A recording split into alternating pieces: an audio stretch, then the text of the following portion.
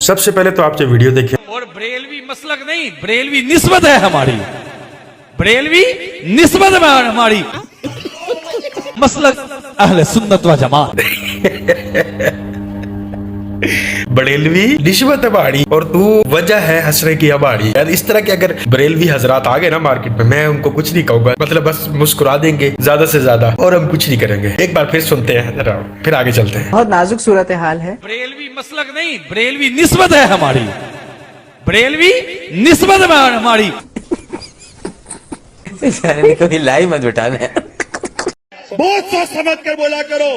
इलियास कादरी के मामले में अल्लाह करीम ने इनकी हिमायत में उलमा अहले सुन्नत को खड़ा किया है। मैं आपको बता दूं, इस पुरफितन दौर में ये अकाबिरीन अहले सुन्नत, ये उलमा अहले सुन्नत, ये मुफ्तियान अहले सुन्नत, ये मशाइख अहले सुन्नत जिस अमीर अहले सुन्नत की ताईद में खड़े हैं ना, उस अमीर सुन्नत से टकराने की कोशिश मत करना। ये वाज़ेह तौर पर अर्ज कर। वाह वाह वाह वाह, जिसने नबी अलैहिस्सलाम के दीन को बदल के रख दिया, जिसने अल्लाह की तौहीद की जगह या अल्लाह की तौहीद के दरमियान में बाबाओं की एक लंबी फहरिस्त और एक लंबी लाइन लगा दी, जिसने जब से मदनी चैनल का इफ्तिताह हुआ है उस दिन से अब तक सिर्फ गौसे पाक बाबा फरीद, गौसे पाक बाबा फरीद, ये तमाम वलियों के नारे लगाए हैं, जिसने लोगों का सर झुकवाया है गैरुल्लाह के आगे, जिसने नमाज़ गौसिया का इजाद कर लिया, इतने बड़े चैनल के ऊपर बैठ के लाखों करोड़ों लोगों के ईमान को फासिक कर दिया, उसके साथ अल्लाह ताला की हिमायत है। चेहरे की मुस्कुराहट देखें, तबस्सुम देखें, हर्षाशियत देखें, बशाशियत देखें। अभी देखें जरा, सर तो उठाएं तो यूं देखें। प्यारी समझ गई।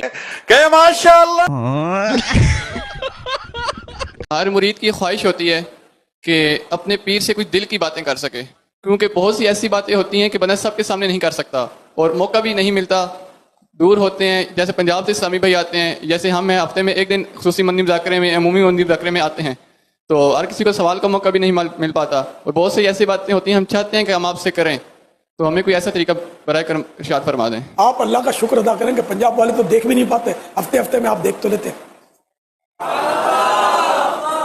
एक अनार 100 बीमार सुना था ना, बहुत पहले सुना था, अब एक अत्तार और पता नहीं क्या आगे बोलना चाहिए, तो मजबूरी है क्या किया जाए। लेकिन अल्लाह पाक तो दिनों का हाल जानता ही है, अल्लाह पाक से अर्ज करते रहे, अल्लाह पाक मुश्किलात आसान करे। आप मुझे अपने दिल पे हाथ रख के अपने ईमान से बताइएगा, क्या इन लोगों ने ये तुम लोगों को नहीं सिखाया और बताया कि एक सहाबी का रुतबा तमाम अल्लाह के वलियों, गौस, कुतुब, अब्दाल से अफजल है? तो क्या जो नबी अलैहिस्सलाम के सहाबी थे, बिदम नामी, आपके गुलाम भी थे, आपके सहाबी भी थे, आपको जंग के अंदर नामालूम तीर लगा, वो शहीद हो गए, तो तमाम सहाबी जन्नत जन्नत इनको कह रहे थे। तो नबी अलैहिस्सलाम ने कहा कि अल्लाह ने मुझे दिखाया कि इसने माल गनीमत में से एक चादर चुराई थी जो दोज़ख की आग की करके इसके ऊपर डाल दी गई है। तो उधर अल्लाह की हिमायत उस सहाबी के साथ क्यों नहीं थी, जबकि वो तो इस एक इलियास कादरी नहीं बल्कि करोड़ों अरबों इलियास कादरी हों, तो उससे भी वो बिदअम नामी गुलाम और वो सहाबी अफजल है। जिनने बहुत तकलीफ दी, इतनी शदीद तकलीफ दी को बिच्छू से मेरी सिस्टर को काटा। एक बिच्छू बन के सिस्टर ने बताया कि बिच्छू मुझे काटता है, कहीं पाँव में, कहीं ज़ुबान में, कहीं किस तरफ दर्द होता है। मैं वैसे इस भोले बगलोल पे ना एक पहले वीडियो बना चुका हुआ हूँ, लेकिन वो किसी वजह से डिलीट करना पड़ी थी। लेकिन आज ये मुझे फिर इतना अच्छा लगा, मुझे मेरी वो यादें ताज़ा हो गई हैं कि मैंने किस अंदाज और एक्सप्रेशन से इस पर वीडियो बनाई थी। तो इसलिए सबसे पहले ये वीडियो पूरी देख ले आप, फिर इस पर गपशप लगाते हैं। सिस्टर ने बताया कि बिच्छू मुझे काटता है, कहीं पाँव में, कहीं ज़ुबान में, कहीं किस तरफ दर्द होता है। फिर 3-4 दिन तक बेहोश रहती है, उसके बाद मेरी सिस्टर को होश आ जाता था। आखिरी दिन हुआ ऐसा कि मेरे सिस्टर को जो है ना इस पसली में बहुत दर्द हुआ, इतना शदीद दर्द हुआ जिससे कि ऊंट रोता है, ऊंट आवाज निकाल, इस तरह से मेरी सिस्टर जो है ना वो आवाज निकाल रही थी। तो मैं शदीद परेशान था, रो रहा था। उसी दौरान मैंने वुजू किया, 2 रकात नफिल नमाज पढ़ के मैंने आपके सामने आपकी तरफ मुंह करके झोली फैलाई और आपको दामन फैला के अर्ज किया कि हुजूर पहुंचिए, ये बच्ची आप ही की मुरीदिनी है, आप ही की गुलाम है, हम भी आपके गुलाम हैं, मेहरबानी कीजिए पहुंचे, इस बच्ची को बचाइए। 2 सेकंड या 2 मिनट के कमोवेश के बाद वो जिन ज़ाहिर हुआ और उसने कहा कि अपने मुर्शिद को जाके अर्ज कीजिए कि मेहरबानी करके अब मुझे तकलीफ ना दे, मेरे बच्चों को जाके जलाने आया है, आपका मुर्शिद इलियास कादरी जलाने आया है। तो हुजूर मैंने जिनको कहा कि नहीं ऐसा नहीं होगा क्योंकि वो कराची में है, अब मैं उसे किससे, उसने बोला जैसे आपने उसको वहां बुलाया है ऐसे वैसे अपने मुर्शिद को अर्ज कीजिए कि बड़ा मेहरबानी मेरे बच्चों को ना जला, मैं जो है ना आपके सिस्टर को छोड़ के जा रहा हूँ, को होगा आप। آج کے بعد میں کبھی بھی نہیں آؤں گا. حضور اس نے بتایا کہ آپ کے سسٹر کو جو نا درد میں نے نہیں دیا تھا. چلو ٹھیک ہے, اگر مانتے ہیں میں نے دیا تھا تو اس درد کو آپ کے مرشد الیاس قادری نے اس کو اپنی کرامات سے درد کو ختم کر دیا. اور آپ یہ بھی دیکھیں کہ یہ اس مذاق کے اندر کتنا بڑا شرک کر گیا. الیاس قادری سے میں نے مدد مانگی تو جا کے انہوں نے میری مدد کی, ادروائز میری مدد نہیں ہو پا رہی تھی. ایسے بندے سے مانگ رہا ہوں جو خود مانگتا ہے ساری زندگی غوث پاک کے نام پہ, بابا فرید کے نام پہ, اور پتہ نہ جانے کن کن لوگوں کے نام پہ چندے بٹورے ہیں لوگوں سے. خود میں طاقت تھی تو یہ سب جتنی بڑی امپائر کھڑی کی ہوئی ہے نا, یہ پراڈو گاڑیاں خود بناتا نا, خود جنریٹ کرتا خود کی محنت سے. وہ تو خود سب سے بڑا مانگتا ہے جسے تو مدد مانگ رہا ہے. جنم میری بہنوں کو کچھ کرتے ہیں اور مجھے بھی کچھ کریں گے, وہ میں بغلول ہوں, پتہ نہیں یہاں پہ آ گیا ہوں. آخری دن ہوا ایسا کہ میرے سسٹر کو جو ہے نا اس پسلی میں بہت درد ہوا, اتنا شدید درد ہوا جس سے کہ اونٹ روتا ہے, اونٹ آواز نکال, اس طرح سے میری سسٹر جو ہے نا وہ آواز نکال رہی تھی. اب اس کو پتا ہے کہ اونٹ کیسے روتا ہے. یہ اونٹ ہوں گے بچوں کے منہ میں فٹر دیتا رہ گیا ہے. پیمپر چینج کیے اس نے بچوں کے, جو ان کو پتا ہوگا کہ بھائی اونٹ ایسے روتا ہے. یار کوئی چج کا بندہ تو لیتے, چپل بندے کو لا کے کھڑا کر دیا ہمارے سامنے, کیا اس پہ بات کریں. ایک بچھو بن کے سسٹر نے بتایا کہ بچھو مجھے کاٹتا ہے, کہیں پاؤں میں, کہیں زبان میں, کہیں کس طرف درد ہوتا ہے. اونٹ کی طرح روتا تھا, زبان پہ لٹتا تھا بچھو. یار وہ جا کے بیٹا تختی لکھ. ایک مرتبہ سرکار علیہ الصلوۃ والسلام صحابہ کے درمیان جلوہ افروز تھے, تو ایک شخص آیا اور اس نے مجلس پر ایک نگاہ ڈالی, چلا گیا وہاں سے. تو سرکار علیہ الصلوۃ والسلام نے فرمایا کون ہے جو جا کر اس کو قتل کرے. صدیق اکبر رضی اللہ تعالیٰ عنہ نے عرض کی کہ یا رسول اللہ میں جا کر قتل کرتا ہوں. صدیق اکبر وہاں پر گئے, دیکھا کہ وہ شخص قیام میں کھڑا ہوا ہے. تو وہ واپس آئے, سرکار کی بارگاہ میں عرض کی کہ حضور وہ تو قیام کر رہا ہے, نماز پڑھ رہا ہے. سرکار نے کوئی جواب نہیں دیا. سرکار نے فرمایا کون ہے جو جا کر اس کو قتل کرے. فاروق اعظم رضی اللہ تعالیٰ عنہ نے عرض کی کہ یا رسول اللہ میں جاتا ہوں. فاروق اعظم وہاں پر گئے تو دیکھا کہ وہ شخص سجدے کی حالت میں. واپس آئے, سرکار سے عرض کی. سرکار علیہ الصلوۃ والسلام نے کوئی جواب نہیں دیا. سرکار نے فرمایا کون ہے جو جا کر اس کو قتل کرے. مولا کائنات کھڑے ہوئے, کہا کہ یا رسول اللہ میں جا کر قتل کرتا ہوں. تو اس کے بعد جب مولا کائنات وہاں پر گئے تو وہ شخص جا چکا تھا. سرکار کی بارگاہ میں حاضر ہو کر عرض کرنے لگے کہ حضور وہ تو چلا گیا. تو سرکار علیہ السلام نے فرمایا کہ اگر تم اس کو قتل کر دیتے تو میری امت سے ایک بڑا فتنہ دور ہو جاتا. اب وہ نماز بھی پڑھ رہا ہے, نماز کے اندر توحید کا اقرار بھی کر رہا ہے. وجہ کیا ہے کہ وہ سرکار علیہ الصلوۃ والسلام نے اس کو قتل کا حکم فرمایا. تو شارحین نے لکھا کہ جب وہ مجلس سے مصطفیٰ کو اس نے دیکھا نا, تو اس نے حقارت کے ساتھ دیکھا کہ اس مجلس میں بیٹھنے سے بہتر یہ نہیں کہ میں نماز پڑھ لوں. اللہ اکبر. تو اس نے نماز ہی پڑھ رہا ہے, جا کے توحید کا اقرار ہی کر رہا ہے, لیکن تعظیم مصطفیٰ کے بغیر کر رہا ہے. تو اس کی یہ تعظیم مصطفیٰ کو چھوڑ کر اقرار کی جانے والی توحید کا کوئی معیار نہیں ہے. سرکار نے فرمایا یہ فتنہ پرور آدمی ہے. سرکار علیہ السلام نے پھر فرمایا کہ آخری دور کے اندر اس کی نسل میں سے کچھ لوگ ایسے نکلیں گے جو نمازیں بہت پڑھیں گے. ان کی عبادتوں کو دیکھو گے تو تم ان کی عبادتوں پہ رشک کرو گے, اپنی عبادتوں کو حقیر سمجھو گے. بڑی زبردست قراتیں کر رہے ہوں گے, قرآن کے اندر توحید کے چیپٹر بھی پڑھ رہے ہوں گے, لیکن سرکار نے فرمایا کہ قرآن ان کی حلق سے نیچے نہیں اترے گا, اور وہ دین سے ایسے نکل جائیں گے جیسے تیر کمان سے نکل جاتے ہیں. وجہ اس کی کیا ہے, وہی شخص ہے, اسی کی طرف سرکار علیہ الصلوۃ والسلام نے اشارہ کرتے ہوئے فرمایا کہ اس کی نسل سے ہوں گے. جس طریقے سے اس نے ہماری مجلس کو حقیر سمجھا, ہماری نسبتوں کو حقیر سمجھا, وہ بھی آ کر ایسے ہی کریں گے کہ قرآن تو پڑھیں گے, نمازیں تو پڑھیں گے, روزے تو رکھیں گے, ہاتھ میں تسبیحاں تو ہوں گی, لیکن اس کے باوجود ان کی نمازیں بھی قبول نہیں ہوں گی, ان کے روزے بھی قبول نہیں ہوں گے, اور وہ دین سے نکل چکے ہوں گے, اور ایسے نکلیں گے جیسے تیر کمان سے کہ واپسی بھی نہیں آئیں گے.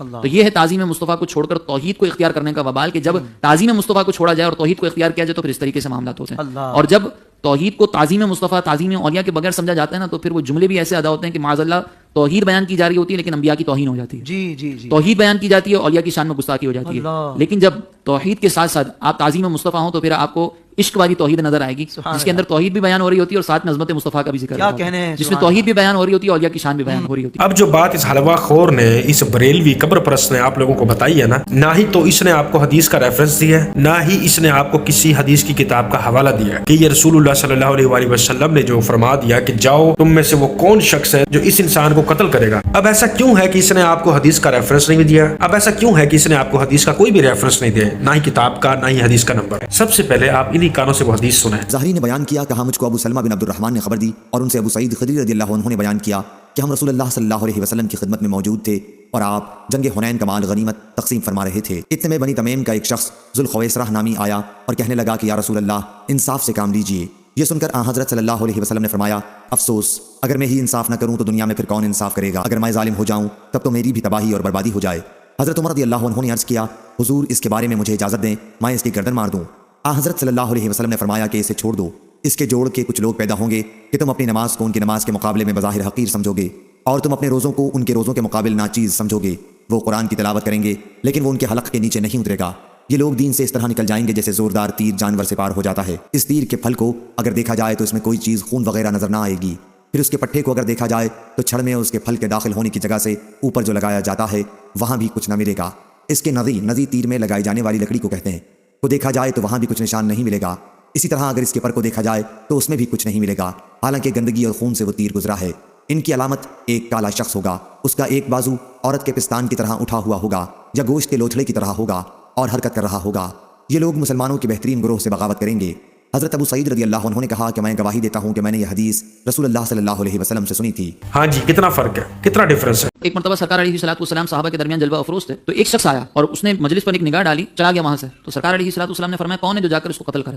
ادھر حضرت عمر فاروق رضی اللہ تعالیٰ عنہ پوچھ رہے ہیں نبی علیہ السلام سے کہ آپ مجھے اجازت دیں میں اس کو جا کے ختم کر دوں، تو آپ علیہ السلام نے کیا جواب دیا؟ نہیں۔ اور ادھر یہ شخص ہمیں کیا بتا رہا ہے؟ آپ علیہ السلام کہہ رہے ہیں کہ کون شخص ہے جو اس کو جا کے قتل کرے؟ حضرت ابو بکر صدیق گئے، پھر اس کے بعد حضرت عمر گئے، پھر حضرت عثمان گئے۔ حضرت ابو بکر صدیق نے کہا وہ نماز پڑھ رہا ہے، حضرت عمر نے کہا وہ سجدے میں ہے، تو اللہ کے نبی آگے کہنے لگے اگر تم اس کو ختم کر دیتے نا تو آج اسلام سے ایک بہت بڑا شر جو ہے وہ ختم ہو جاتا۔ حالانکہ صحیح بخاری کے اندر اس طرح کی کوئی حدیث نہیں جس کا یہ ریفرنس اور حوالہ دے کے آپ لوگوں کو بغلول بنا رہا ہے۔ نبی علیہ السلام بھی جھوٹ باندھ رہا ہے اور آپ لوگوں کے جذباتوں کے ساتھ بھی کھیل رہا ہے۔ اس لیے کہتا ہوں خدا کے لیے، صرف اس لیے کہتا ہوں کہ پڑھ لکھ جاؤ، اتنا ایک پڑھ لکھ جاؤ کہ جب کوئی اس طرح کی حدیث سنائے، یہ فلاں حدیث کی کتاب سے یہ بات میں آپ کو کوٹ کر رہا ہوں، لے رہا ہوں کہ آپ علیہ السلام نے فرمایا، آپ علیہ السلام نے یہ کہا، آپ نے یہ کہا، تو آپ فوراً اس سے پوچھیں حدیث کا نمبر کیا ہے، کس بک سے لیا۔ پھر وہ جب آپ کو بتا دینا ٹوٹا پھوٹا ہوا، پھر آپ تو سرچ کریں، دیکھیں کیا روبرو وہی بات ہے، کیونکہ یہ دیکھو یہ تو بے ایمان اور منافقت بندے کی نشانی ہے۔ نبی علیہ السلام کیا فرمانا چاہ رہے ہیں؟ نبی علیہ السلام نے ہم تک کیا پہنچانے کی کوشش کی ہے؟